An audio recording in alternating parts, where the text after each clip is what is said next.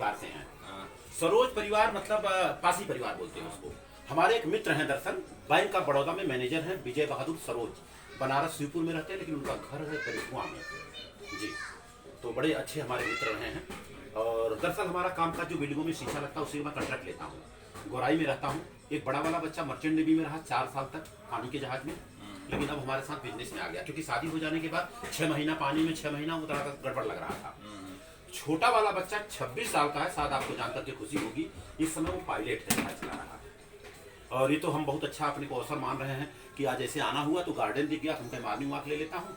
यही जुहू पे जाना था तो मॉर्निंग वॉक से आप लोग मिल गए हो और जी, जिसमें आप हमको पहचान लिए। मुँह तो ढका था तो पहचान लिए, तो कहा सर ऐसा ऐसा, हमने कहा रोटी खिलाओ यार, तो आकर के रोटी खाए। तो ये कलम दे रहा हूँ मैं, लेकिन एक क्वेश्चन होगा छोटा सा। बेटा 12वीं महाराष्ट्र में पढ़ रही ना, यहीं पे भारत में सबसे पहले कौन सी महिला थी जो टीचर बनी? अगर आपको आता है तो ठीक है, नहीं तो मैं बताऊं। सावित्रीबाई फुले। ये कलम माता सावित्रीबाई फुले के नाम पे दे रहा हूँ आपको, है ना? इसको आप रखिएगा। अगर इसको आप बता देंगी एक, हाँ फोटो जी। और दूसरी बात सर, आपकी बेटी है ना, बच्चा भी है सर? एक नहीं, एक लड़का है। अच्छा, बड़ा है, इससे छोटा है। अच्छा 1 साल छोटा।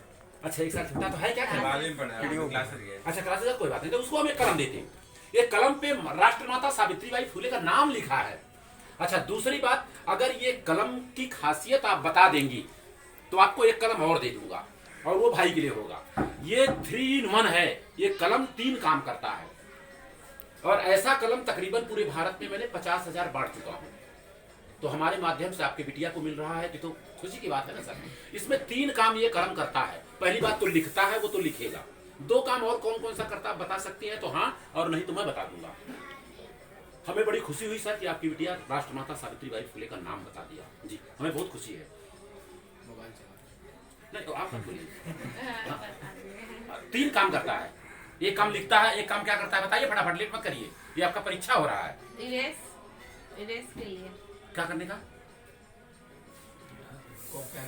मिटाने के लिए। मिटाने के लिए नहीं है, हम तो कुछ लिख ही नहीं रहे, मिटाएंगे कहाँ से? बता दीजिए आप। चलिए मैं बताता हूँ, क्योंकि समय कम है अपने पास। पहली बात तो ये लिखता है, दूसरा है मोबाइल पे टाइप भी करता है। हाथ से अगर दबाएंगे ये तो भी दब जाता है, तो इससे दबाएंगे वो दबेगा। और तीसरा और सबसे महत्वपूर्ण चीज है, मोबाइल को स्टैंड करता है। आजकल आपका स्कूल भी चल रहा है मोबाइल पे, तो ऐसे स्टैंड कर सकती हैं, ऐसे स्टैंड कर सकती हैं, चाहे जैसे आपका इच्छा स्टैंड करें। और तो लिखता है वो तो सही है। और दूसरा तीसरा के बाद चौथा काम करता है, शिक्षा की देवी राष्ट्रमाता सावित्रीबाई फुले, और उनका किसी से कंधा मिला के कोई साथ दिया तो फातिमा शेख का भी नाम इस पे लिखा है। गूगल पे जाके देख लेना। और इधर हमारे कंपनी का नाम Maurya aluminium glass and aluminium work है। मेरा नंबर मेरे बच्चे का नंबर है, लेकिन गलती से कभी फोन मत करना। गलती से नंबर लिखा है, गलती से कभी फोन मत कर। 50,000 लोगों को दिया हुई तो ये लोग फोन करेंगे एक दिन में, तो कैसे होगा? आपको मैसेज डालना है तो मैसेज जरूर डालना। और आपसे निवेदन होगा, भैया आपके पास मोबाइल इस तरह का होगा, इंटरनेट भी होगा, आपको क्या करना, क्रांति ज्योति सावित्रीबाई फुले सीरियल है 5-5 मिनट का, उसको जरूर आप देखिए, आपको बहुत ज्ञान होगा।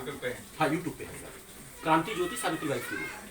सर इनका नंबर आप ले लीजिएगा, तो हम इनको सिस्टम में डाल देंगे। मौर्य परिवार से मेरे पास है, मैं आपको शेयर कर दूंगा। कलम ले लीजिए। और एक भाई के लिए भी दे देता हूँ, वो जरा हमारा नहीं तो होगा क्या, भाई मार करेगा ना। एक मिनट रुकिए, बाहर मत जाना। सुनिए, नींबू खाने से फायदा कि दरवाजे पे लटकाने से फायदा? खाने। तो जो लोग लटकाते हैं वो मूर्ख हैं, चालाक हैं। हाँ, 2 ऑप्शन है, 2 ऑप्शन है। जो लोग आपने क्या बोला?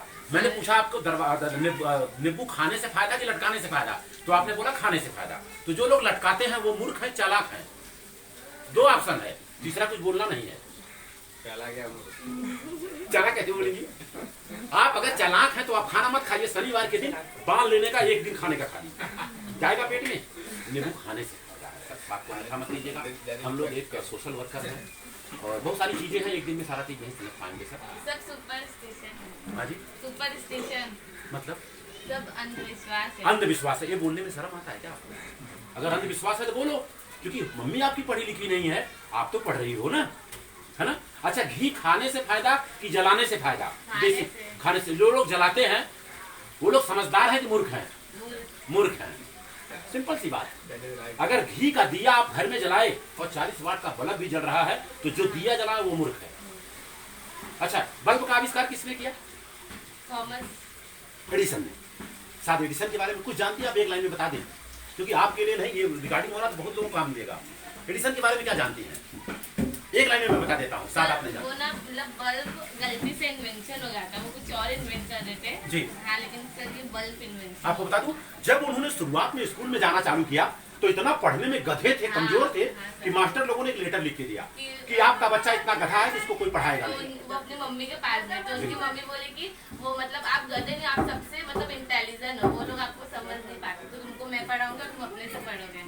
तो सर उनकी मम्मी ने उन्हें पढ़ाई। सर बहुत ब्रिलियंट लड़की होती है, और, खाली इसको सर- मोटिवेशन की जरूरत है। आपको बता दूं, जब वो चिट्ठी पढ़ने के बाद उनकी माँ रोने लगी तो एडिसन पूछता है कि माँ रो क्यों रही हो? तो उन्होंने क्या कहा कि बेटा तुम इतने बुद्धिमान हो कि तुमको पढ़ाने के लिए कोई मास्टर ही नहीं है। अच्छा, बोला ऐसा है क्या? और आपको बता दूं, ये बल्ब का आविष्कार किया सर 999 बार फेल हुआ था, लेकिन अपने आप को कभी फेल नहीं माना। उसने बोला ये सिस्टम से बल्ब नहीं बनेगा, मुझे को जानकारी हो गई।